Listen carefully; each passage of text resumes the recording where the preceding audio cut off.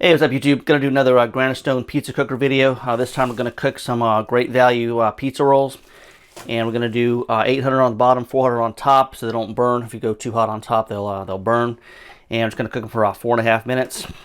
So these are frozen right out of the freezer. And I'm gonna get them on the pizza stone without touching the bag and melting it. Spaced out evenly.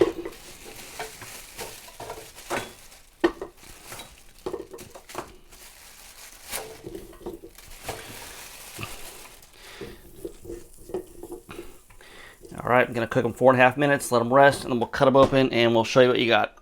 Set timer for 4.5 minutes. 4 minutes and 30 seconds, starting now.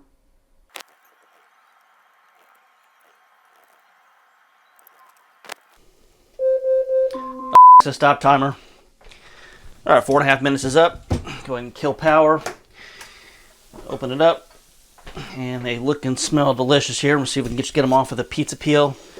And then I'm going to let them rest for a few minutes. And then we'll cut one open. Alright, good enough. And we'll give it about 2 minutes and we'll check them out. Alright, so they've been resting about 2 minutes. And we'll go and grab a knife here. And cut one of them open here. Let's cook some, about perfect to my taste. If you want them crispier, you can cook them a little bit longer. But that right there, if you can hear the crunch on it. These are delicious pizza rolls. I'm not going to bite one and chew in your ear, but trust me, this cooks them pretty amazing. And stay tuned here. I've got some more Granitestone pizza cooker videos to do. And really also, too, maybe you guys want to make fun of me, fine. But if you're going to make fun of me, at least be funny. And that's all I got on this one. Until next time, we'll talk to everybody later.